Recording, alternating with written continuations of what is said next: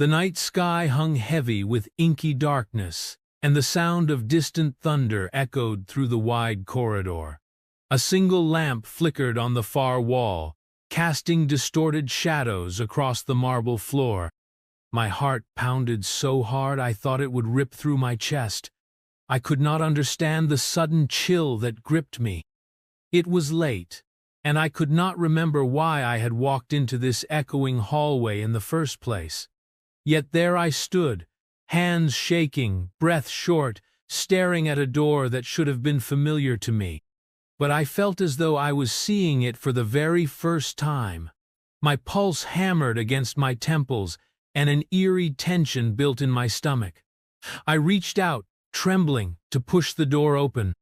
When I finally did, I saw a sight I never expected. A woman, tears streaming down her cheeks, holding out her hand to me as if pleading for recognition. My mind reeled. I struggled for a moment before stepping back in shock.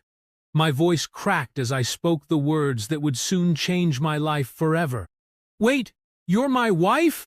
That statement, that one question, changed everything in an instant. Before that moment, I had never felt so confused or lost. I was convinced I knew who I was and what my life looked like. But in that corridor, staring into the tearful eyes of the woman I apparently was married to, I realized my world was about to be turned upside down. I suppose I should explain how I got here. My name is Stephen Royce, and I am a millionaire.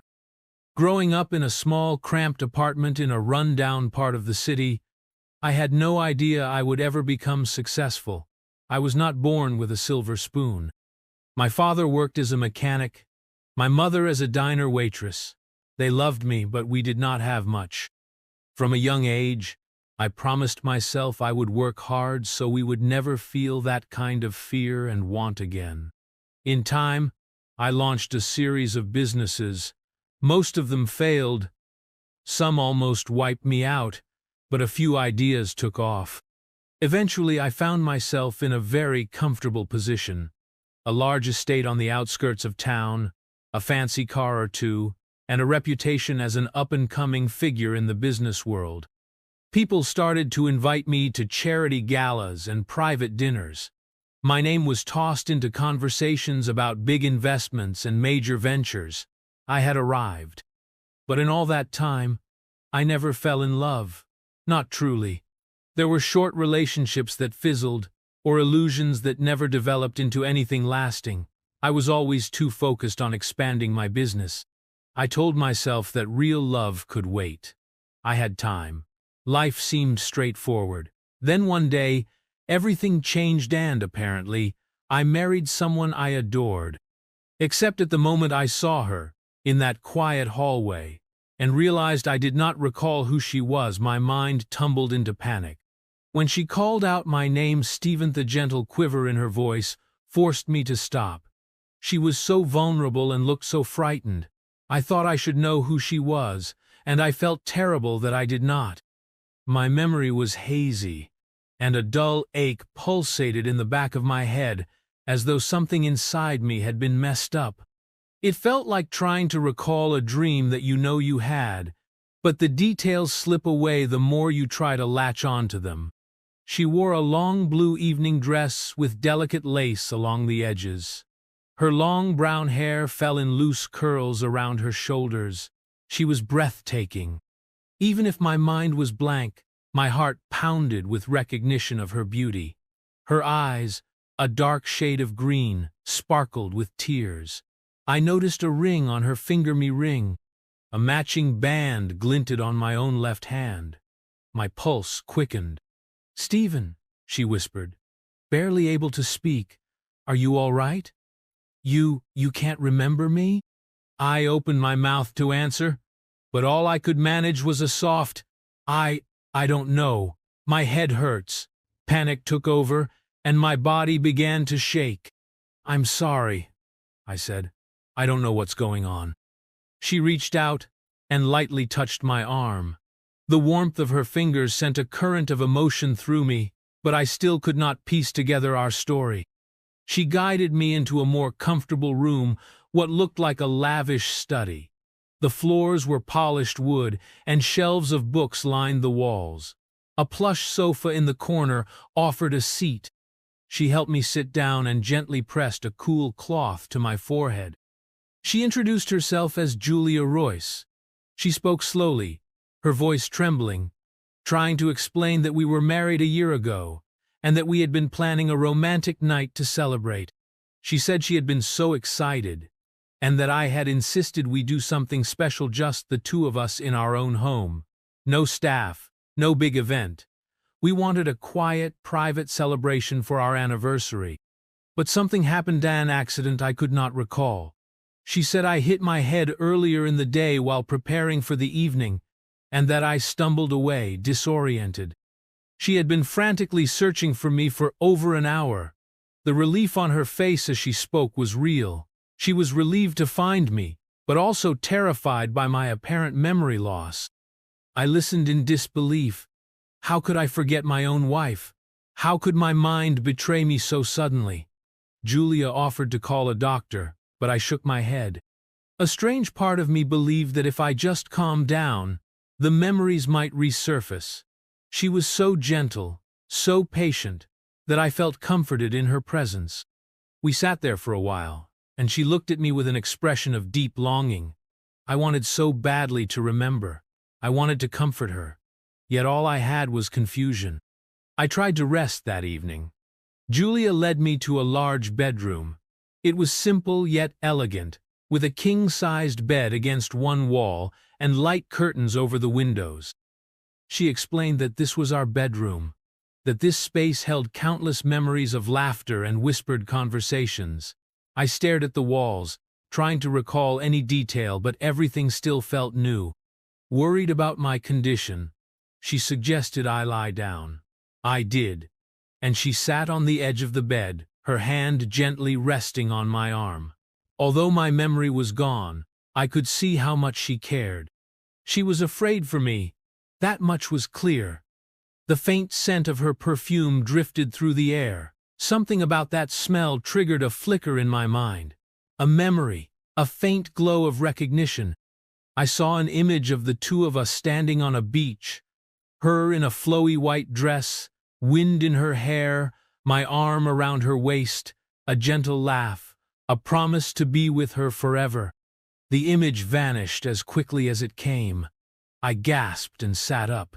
She leaned closer. "What is it?" she asked, eyes hopeful.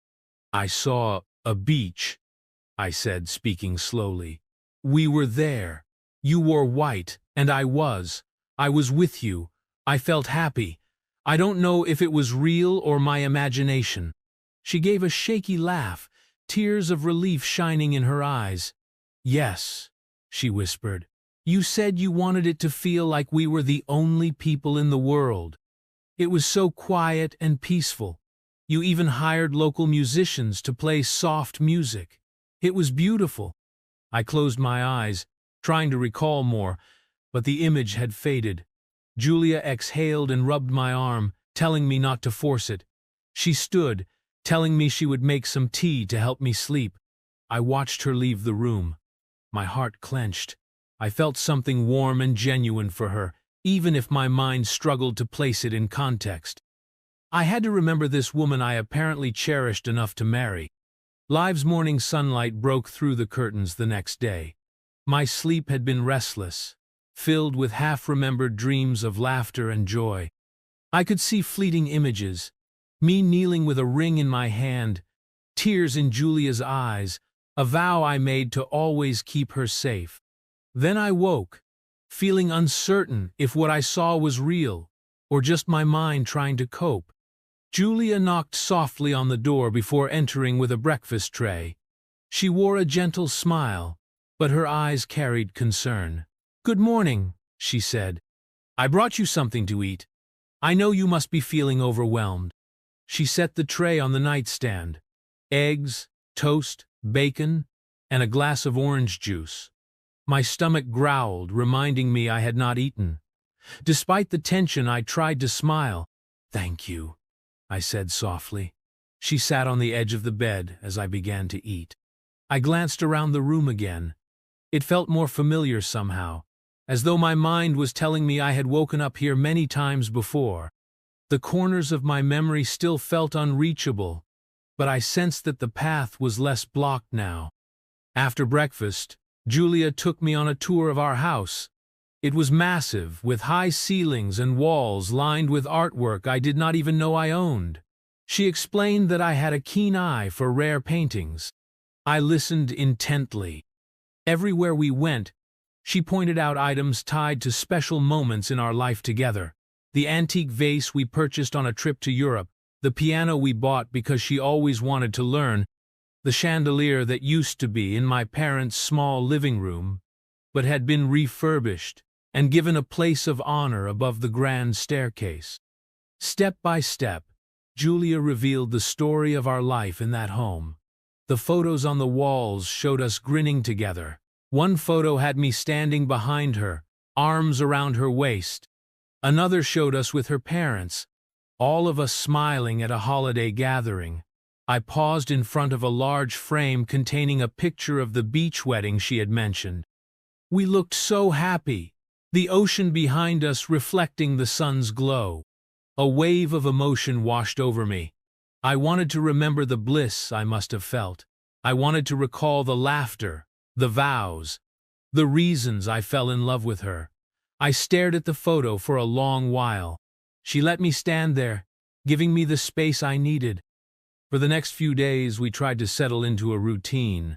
Julia arranged for a private physician to check on me. He said I must have suffered a mild concussion when I fell. With rest and gentle reminders, some or all of my memories might come back. Each morning, Julia and I had breakfast together. She shared small stories about how we met. She said it was at a fundraiser where I had given a speech to inspire donations for a children's hospital. She was there as a volunteer, helping with decorations. I spilled some champagne on her dress by accident when I wasn't paying attention to where I was going. She laughed it off. Something about her easygoing nature pulled me in. I apologized and offered to buy her a new dress. She refused, but teased me, saying I could make it up by dancing with her. And so we danced. And from that night on, we never lost touch. Hearing the story, I could imagine the scene. My face flushed a bit, because it sounded exactly like something that could have happened. I was never graceful at such events. I always felt out of place, like a normal guy wearing a rich man's suit. Julia, on the other hand, was warm and open. The more she told me, the more I saw flickers in my mind. The recollections were not complete, but they were there. Julia also told me about the challenges. We had our share of misunderstandings. My business demanded a lot of my time, and she had her own passions working in a local nonprofit that helped underprivileged children. She was proud and independent, so she did not want to lean on my wealth to support her cause. We had arguments, tears, and reconciliations. Each story she told displayed a deep bond that we had built. I found myself growing fond of her by the day, even as I struggled with the amnesia. I felt a strange tug inside me. I saw how patient Julia was being, how worried she seemed whenever I looked lost. Despite not remembering everything, I realized I wanted to show her how much she mattered to me even in my current, confused state. I asked her to let me plan an evening just for the two of us. She tried to protest, saying I should rest, but I insisted. I did not know all the details of her likes and dislikes anymore, but I had glimpses. I recalled that she adored music. She once told me about wanting to learn the piano, though she felt shy about playing in public. That day, I walked to the old piano in one of the sitting rooms and lifted the lid. I pressed a few keys, hoping to recall a melody. My mind was blank at first, but I kept at it, believing I might remember something. Sure enough, a simple tune floated into my thoughts. It was something I used to play for her. My fingers stumbled a bit. My mind was not entirely clear, but I managed a short, gentle piece. I noticed her standing in the doorway, watching, tears gathering in her eyes. "That was the lullaby you played for me once," she murmured. I nodded, a small spark of joy in my chest. I didn't know if I'd remember. She approached, sat beside me on the piano bench, and just rested her head on my shoulder. The moment felt perfect, and for the first time since my memory loss, I felt a real sense of peace. I realized I might not remember everything just yet, but the love between us must have been real. The closeness, the gentle atmosphere, felt too genuine to be an illusion. But as comforting as these days were, there was something that did not sit right with me. A faint sense of dread lingered in the back of my mind. Sometimes I felt like I was on the edge of recalling a painful secret, something I had locked away. I would hear a name in my dreams, Vincent, or maybe it was Victor, and wake up feeling uneasy. My heart would race, and sweat would bead on my forehead. Julia noticed my distress, but each time I tried to explain, I could not make sense of it. The memory was too foggy. One night, while Julia slept soundly beside me, I sneaked out of bed and wandered through the house. The hallways were dimly lit. The door was large and made of sturdy oak. Why was this room locked? I tried the handle, but it would not budge. I felt a spike of anxiety. Part of me sensed that behind this door lay something important. The next day, I decided to ask Julia about the locked room. She looked surprised, as though she had not expected me to notice it so soon.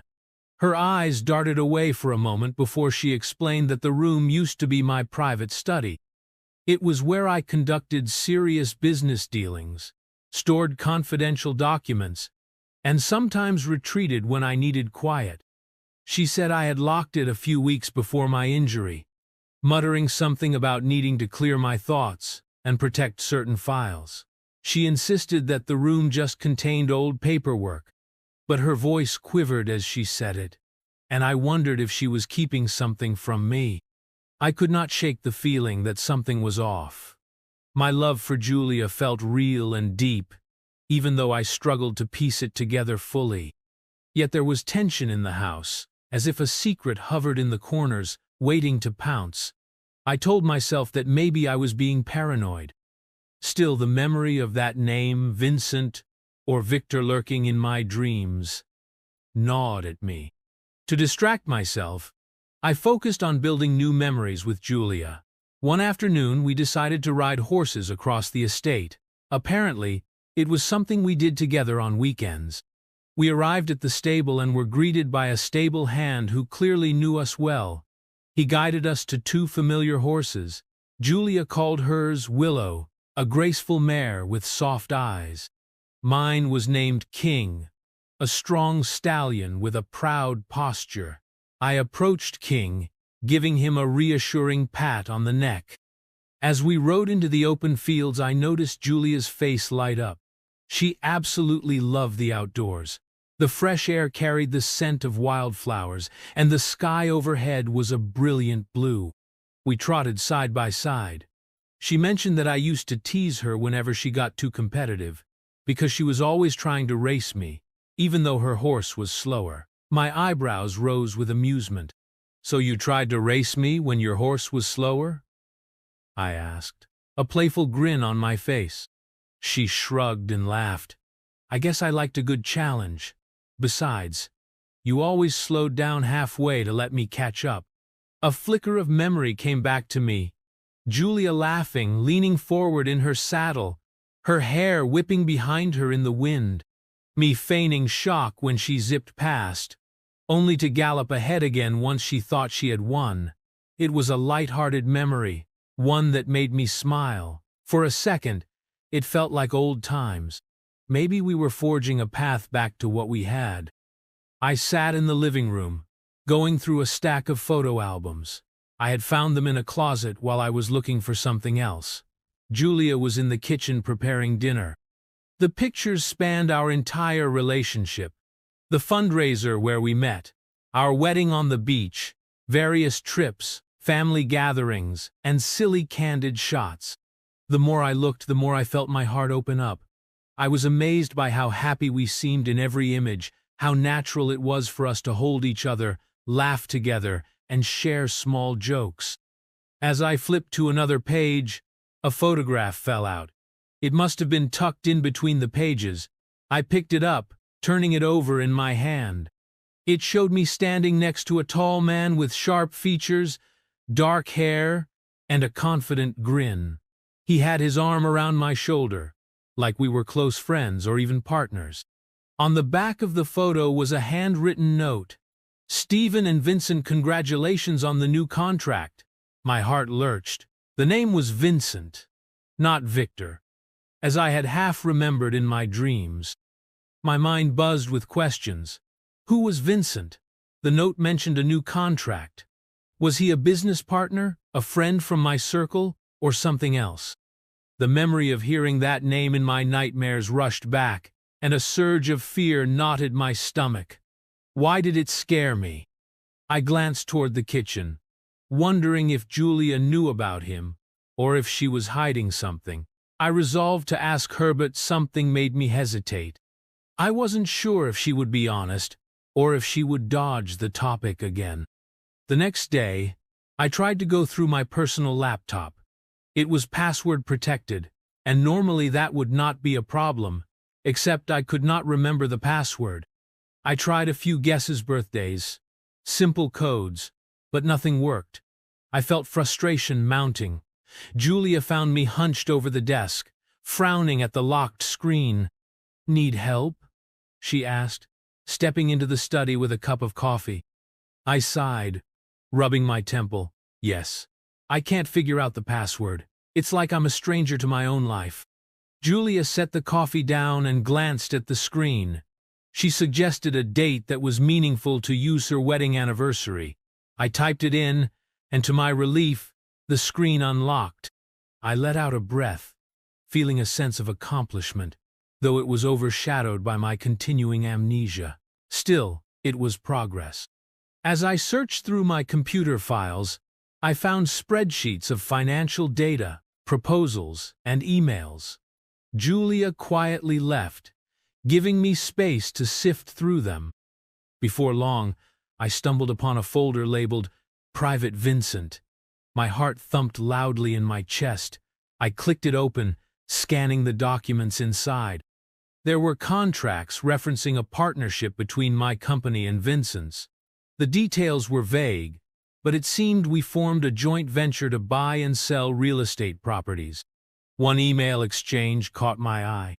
From Vincent R. to Stephen Royce, subject. "Stephen, we need to talk. The last audit showed some major irregularities. I know you're uneasy about the risk we took, but we can't back out now. If we do, we'll both go down, and your reputation will be shattered. We have to push through." I felt my stomach drop. Risk? Irregularities? Something about these words made my hands tremble. Had I been involved in something shady? Had Vincent pressured me into a risky deal? And why was my reputation at stake? I confronted Julia about Vincent. We sat in the living room, the fireplace crackling softly. Her eyes flickered with an unreadable emotion when I mentioned his name. "I found documents," I said, my tone careful. "It looks like Vincent and I were partners. There were messages about some big risk, about not backing out of a deal. Do you know anything about it?" Julia pressed her lips together. "I do, but I wasn't sure if I should tell you right away, given your condition." I searched her expression. "I need to know. Please."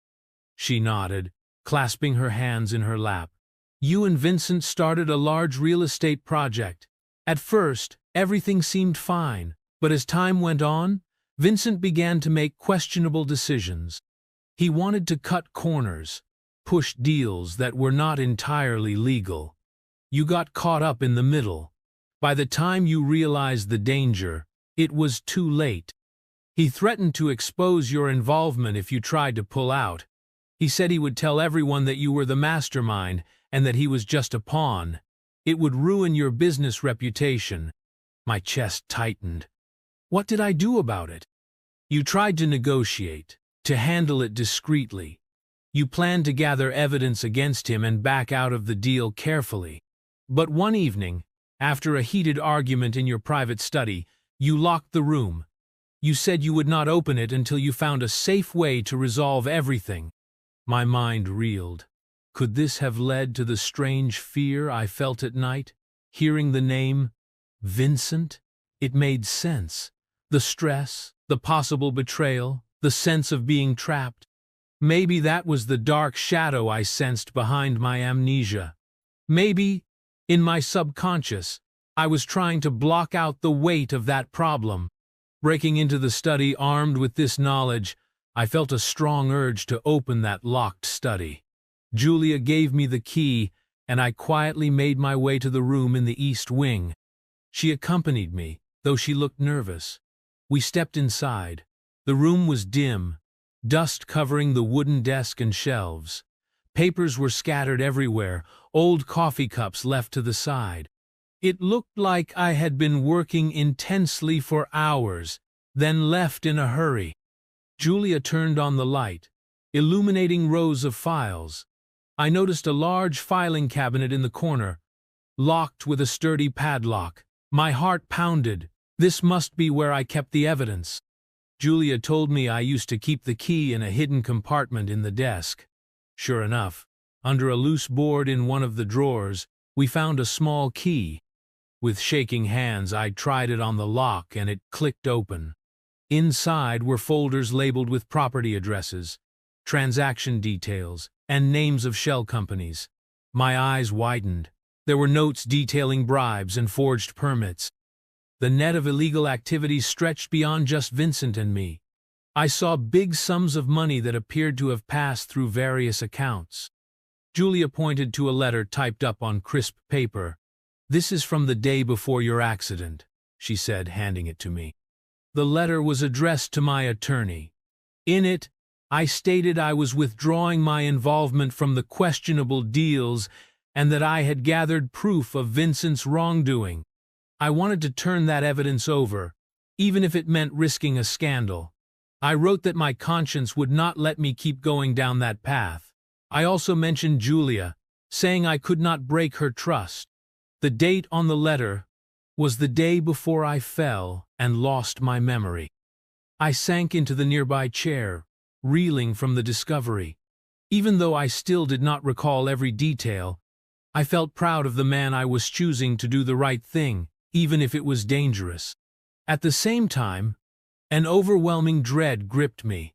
Vincent was not the type of person to let this go easily. It did not take long for the other shoe to drop. Just as I was beginning to piece everything together, we received a threatening phone call. I heard her voice tremble, and I rushed to her side.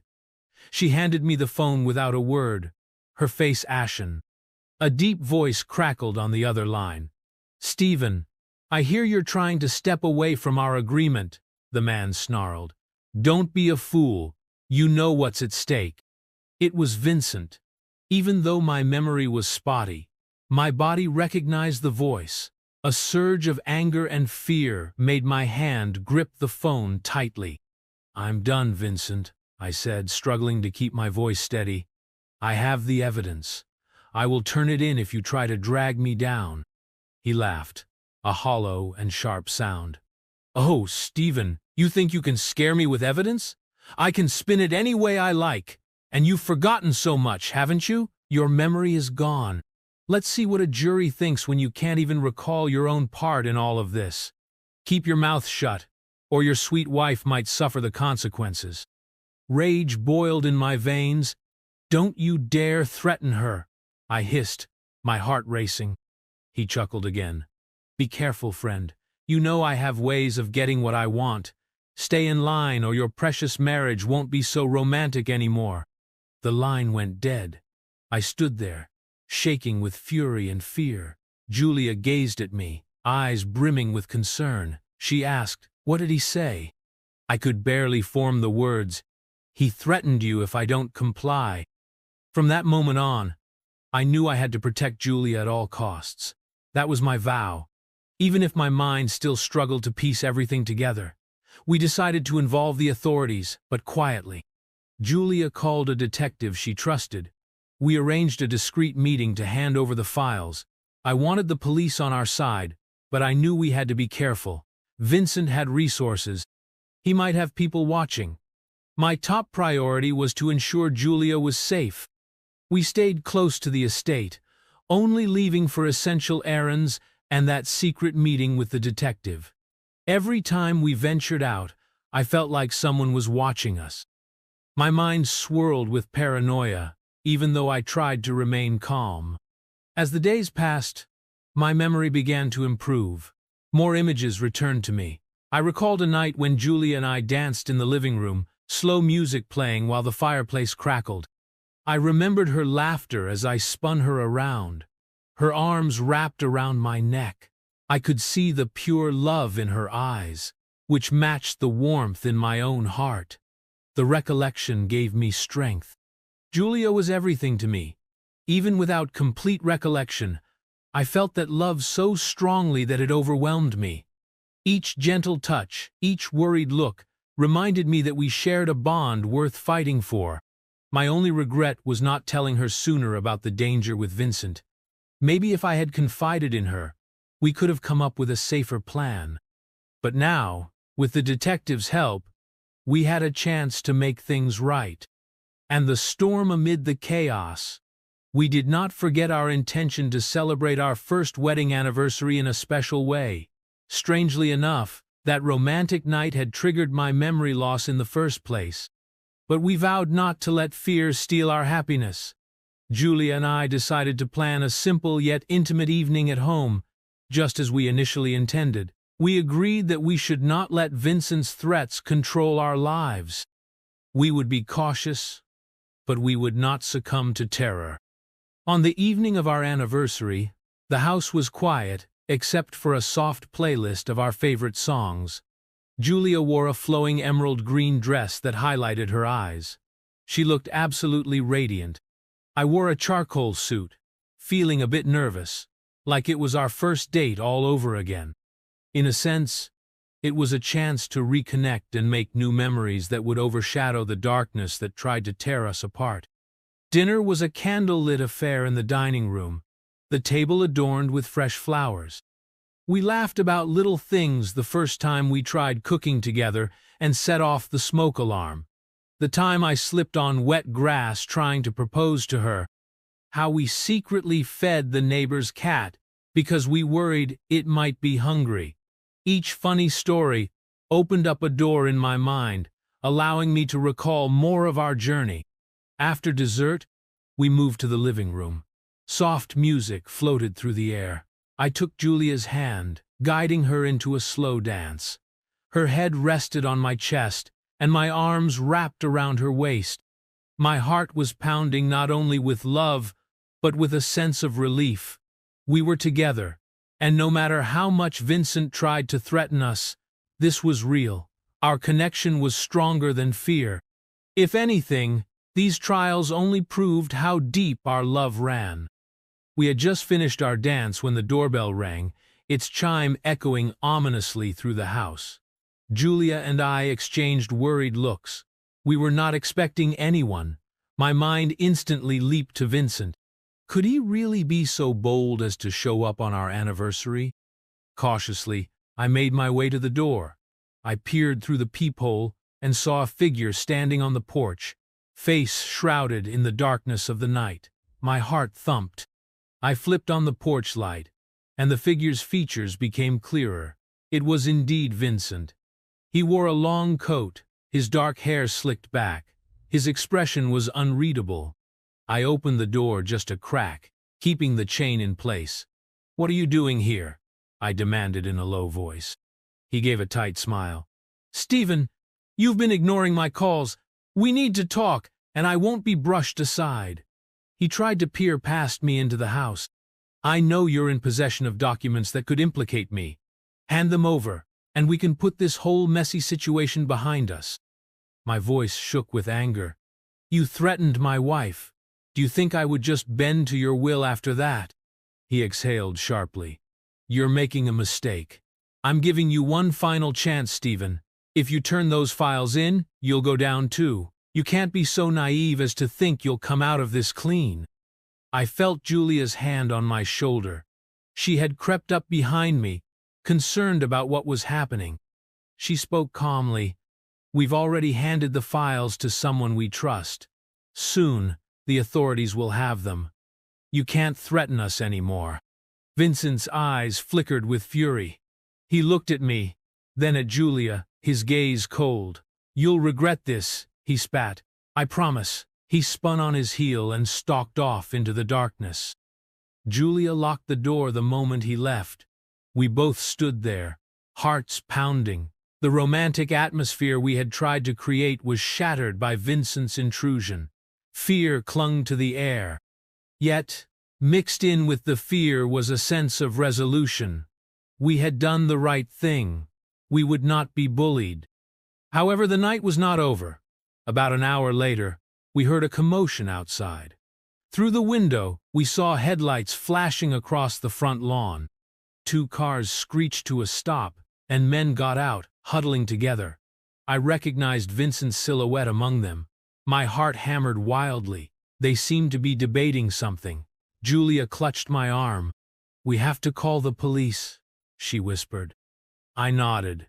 But before I could reach for my phone, we heard the sound of glass shattering in another part of the house. My stomach lurched. They were breaking in.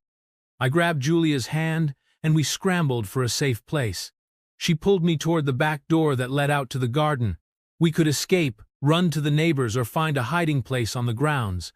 But my sense of dread spiked when I realized the men might be blocking that path as well. We ended up back in the hallway, hearts racing, hearing heavy footsteps in the living room. Furniture toppled as they searched for us. My mind raced for a plan. I led Julia up the staircase to the second floor. I recalled a hidden passage behind one of the walls. As a boy, I once dreamt of having secret tunnels in a big house. When I got rich enough, I actually installed a small hidden area. We dashed into the hallway that led to the door of the hidden passage. My hands were shaking so badly it took me a moment to locate the latch. Finally, we slid inside, closing the panel behind us. Chapter 18. Trapped in darkness, inside the hidden passage, it was pitch black. Dust tickled my nostrils. I could feel Julia's hand in mine, both of us trembling.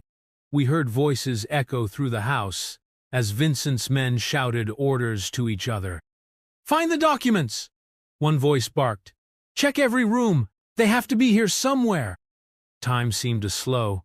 My mind whirled with regrets and fears.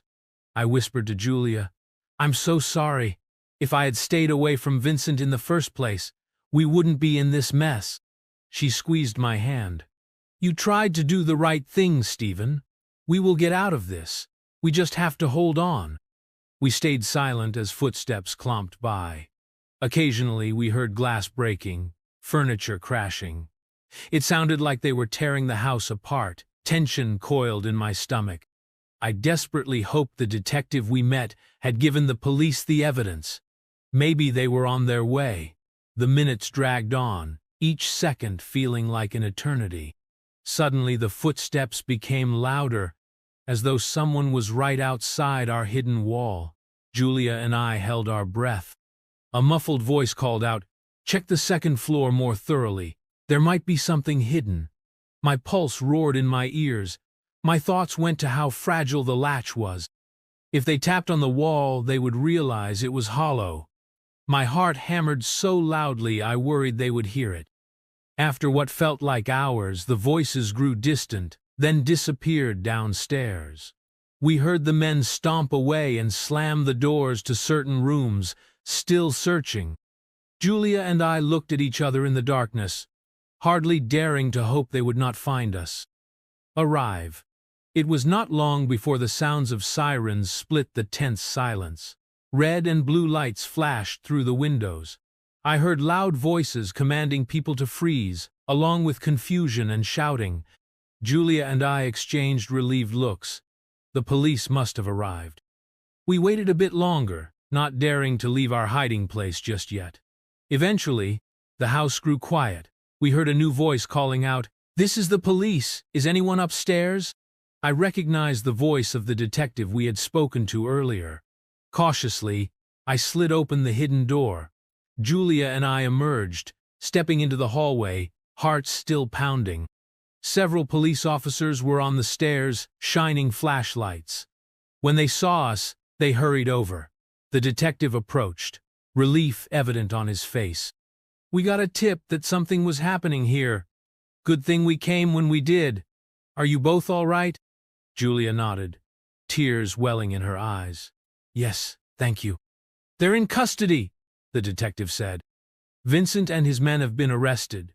The evidence you provided was enough for us to move in. We'll need you to give an official statement, of course. But for now, you're safe." I took a shaky breath, wrapping an arm around Julia. "Thank you," I managed, my voice thick with emotion. The weight of the danger lifted off my shoulders. Finally, we were free from Vincent's threats. I knew the road ahead would involve legal proceedings and testimonies, but the immediate fear was gone. In the days that followed, Julia and I tried to pick up the pieces. The house needed repairs, but more importantly, we needed time to heal from the ordeal. My memory continued to improve steadily. Small details returned to me every day. Jokes we shared, places we visited, the way Julia liked her coffee in the morning. Bit by bit, the puzzle of our life reassembled itself. I began to feel whole again. The authorities confirmed that Vincent was behind a wide range of illegal ventures. With the evidence we provided, the case against him was strong. He would no longer pose a threat to us. My business associates rallied around me. Many expressed relief that I was finally out of Vincent's grasp. Some apologized for not stepping in sooner, but I did not hold it against them. Fear often keeps good people silent. Julia and I spent our time rebuilding trust with each other and re-establishing the peaceful life we had before. One afternoon, as we sat in the study that once held so many secrets, I turned to her. "I'm sorry that our first year of marriage ended with so much chaos. You deserved a calmer life than this." She took my hand, eyes shining with that same deep affection that had always drawn me to her. "We've been through a lot, but we faced it together. That's what matters. Besides, I married you because I love who you are, and who you are is a man who won't let fear control his life." My heart swelled. "I only wish I could remember every single detail of our time together," I confessed. She smiled. "Then let's make more memories. And maybe, in time, all the old ones will come back. Even if they don't, we'll create new ones just as beautiful." Not long after, on a clear, sunny day, Julia and I decided to renew our vows. It was a private, intimate ceremony, just a few friends and family, gathered under the warm sun. I wore a simple white linen shirt, and she wore a white sundress that moved gracefully in the breeze. Standing barefoot in the sand, the ocean lapping near our feet, we looked into each other's eyes. The officiant smiled gently, nodding for us to speak. I cleared my throat, my voice a bit shaky from emotion. "Julia," I began, "you are my wife and my partner in every sense. Life tried to make me forget you, but my heart could never let go of our love. Today I renew my promise to protect you, cherish you, and stand by you. No matter what obstacles come our way, we will face them together." Julia's eyes glistened with tears. She took my hands in hers. "Stephen," she replied, her voice quivering with warmth, "our journey has been complicated, but through it all, our bond grew stronger. Even when you lost your memory, your heart remembered me. That means everything. I promise to love you, support you, and share all your joys and sorrows. I choose you again and again, forever." When the officiant pronounced us husband and wife again, I leaned in and kissed Julia softly, the ocean breeze carrying our joy across the shore. Applause echoed from our small group of loved ones. It felt like the fresh start we both needed. Returning home from the vow renewal, I felt like a different person. My memory was not fully back, but the important pieces had fallen into place. More than anything, I knew that the love between Julia and me was true and unwavering. The next few weeks were peaceful. The house was once again a place of comfort. One morning, as I walked through the garden, I spotted Julia tending to the flowers. She wore a sun hat. Without a second thought, I joined her, kneeling by her side. She smiled up at me, her face glowing in the sunlight. "How are the flowers doing?" I asked, gently brushing a leaf. "They're thriving," she said happily. "Sunlight, water." I chuckled. "That's a good rule for life in general." She teased me. "Have you been reading self-help books again?" "Who needs them?" I joked. "I have you." We both laughed, and the sound filled the garden with life. In that moment, everything felt right. We might have scars from the trauma we had endured, but they only made us appreciate our shared bond more. One weekend, I decided to surprise Julia with a special evening. We had been so focused on the vow renewal and the aftermath of Vincent's arrest that we never truly got to have a normal anniversary celebration. I wanted to give her a night she would remember for all the right reasons. I asked some close friends to help set up a romantic scene on the estate's back patio. We hung fairy lights around the pillars and laid out soft cushions and blankets on the ground. A violinist, a friend of ours, offered to play gentle music. By the time Julia stepped outside, guided by one of our friends, the sun was setting, painting the sky in shades of orange and pink. She gasped in delight at the sight of the sparkling lights. I took her hand and led her to the cushions, where a small table held 2 glasses of champagne. The violinist started playing a tune we both recognized from our wedding day, the same melody I had tried to play on the piano. Julia's eyes shone. She squeezed my hand. "This is beautiful," she whispered. "You didn't have to do this." I guided her to the makeshift dance floor, smiling. "I wanted to. We lost our chance for a peaceful first anniversary night. Let's treat this as our special celebration." We swayed to the music under the glowing lights. The sweet fragrance of flowers drifted on the breeze, and the stars began to appear in the darkening sky. For a moment, it was just the two of us, hearts beating in time, no worries clouding our joy. When the song ended, I led her to the table. "To us," I said, lifting my champagne flute. "For overcoming so many trials, for finding our way back to each other, and for all the memories we're going to make." She clinked her glass against mine. "To us." We sat there for a while, sipping champagne, sharing soft laughter. Eventually, our friends quietly slipped away, leaving us alone under the starlit sky. Julia leaned her head on my shoulder, and I placed an arm around her, pulling her closer. "Stephen," she said softly, "can I ask you something?" I nodded, brushing a stray hair from her face. "Of course." She hesitated, looking up at the stars. "Do you ever worry that you might not get all your memories back? That you'll forget something important about us?" I considered her question. Part of me still felt that fear, the nagging idea that some pieces might never fully return. But I also realized that love was more than a collection of memories. It was a choice, an ongoing dedication. "I do wonder," I admitted. "I might not recall every moment we've shared, but I remember enough to know that you're the one I love, and every day, I choose to stay with you and build new memories. That's what really counts." She turned to face me, her eyes brimming with emotion. "I love you so much," she whispered. My response was simple. I kissed her gently, feeling all the warmth and promise in that one act. Late that night, as we cleaned up the patio, an uneasy feeling crept over me. Something about the stillness in the air made my hair stand on end. Julia noticed my expression. "What's wrong?" she asked, a hint of concern returning to her voice. I looked around, scanning the darkness beyond the fairy lights. I'm not sure. Maybe I'm just being overly cautious. It's hard to shake the feeling that Vincent could appear again. Julia touched my arm, reassuring me. He's behind bars. The detective said there is solid proof against him. He won't be out anytime soon. I nodded, trying to calm myself. We headed back into the house, locking up carefully. We were about to go upstairs when we both heard a faint tapping noise coming from the direction of the living room.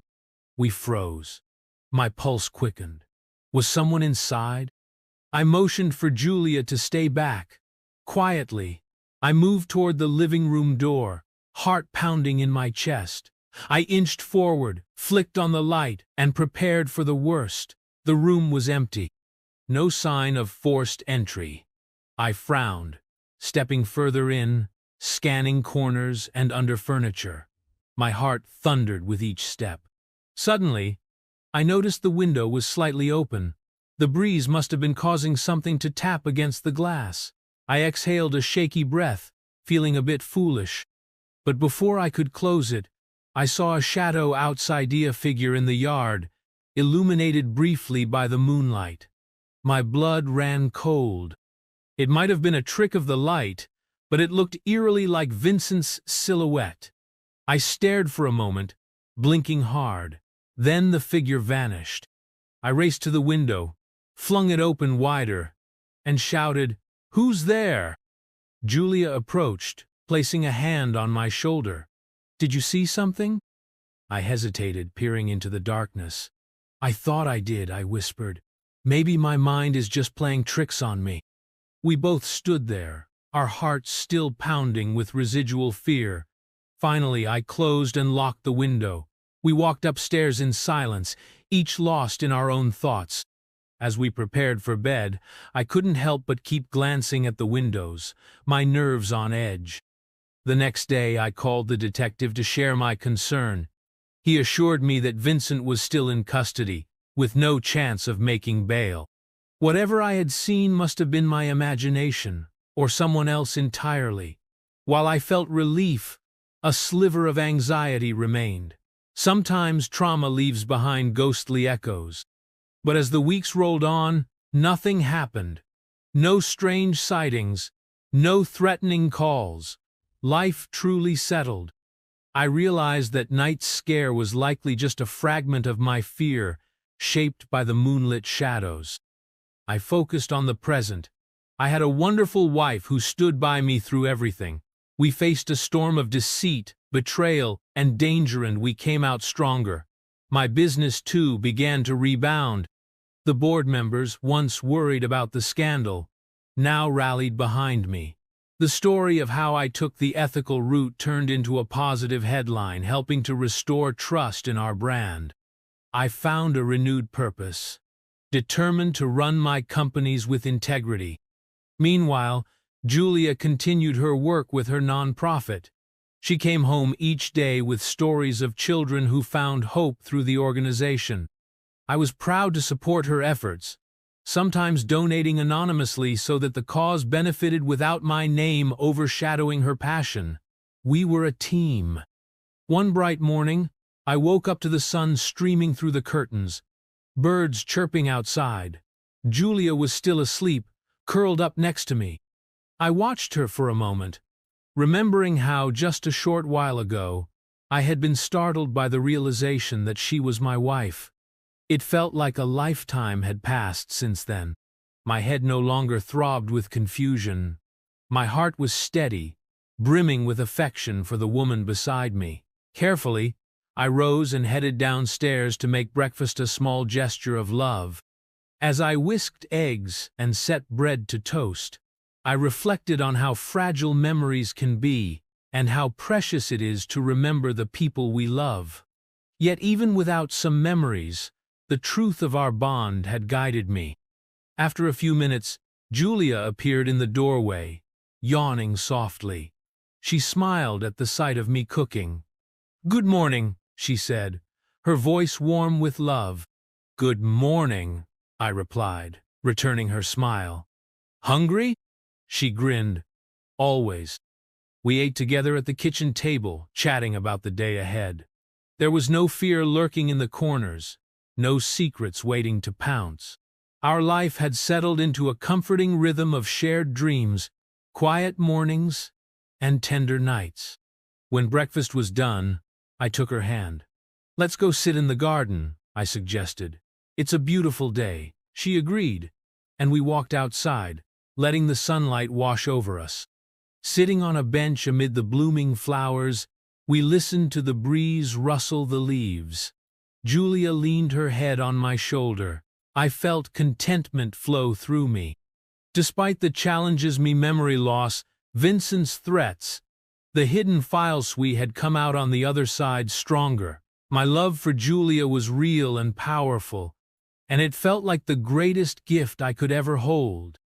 She gazed up at me, her eyes shining. "Are you happy?" she asked softly. I tucked a strand of hair behind her ear. "I am," I said, my voice steady with conviction, "more than I ever thought possible." We lingered there, letting the moment envelop us in warmth and peace.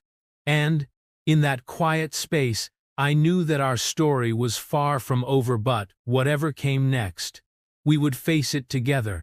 Because love, true love, does not just vanish with memory loss or crumble under threats.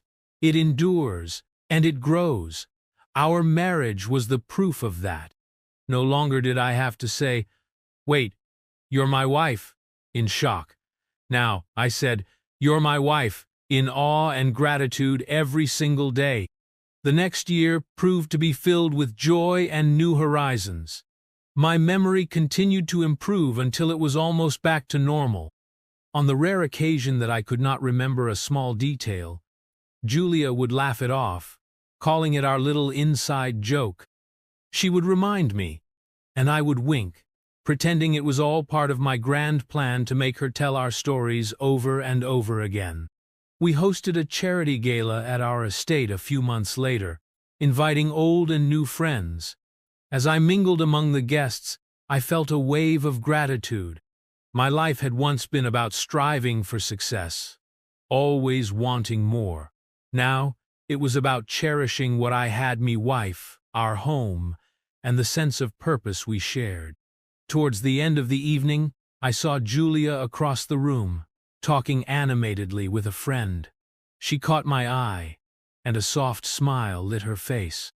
In that moment, I remembered the very first time I saw her in that fundraiser hall, her dress stained with champagne, yet her spirit shining through so brightly.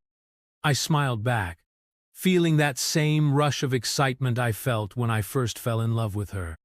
When the night ended and the last guest left, we found ourselves alone in the grand hallway, fairy lights twinkling overhead.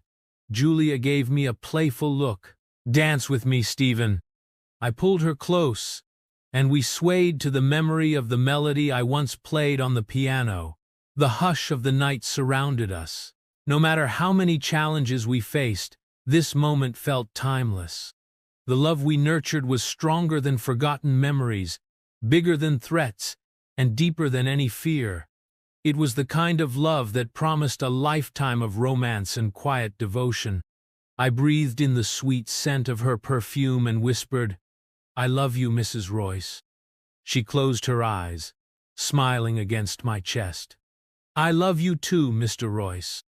And there, under the soft glow of the fairy lights, we danced into our futuria future, shaped by a love that endured everything fate threw our way. A future that proved, once and for all, that even when life's storms threatened to tear us apart, our bond was unbreakable.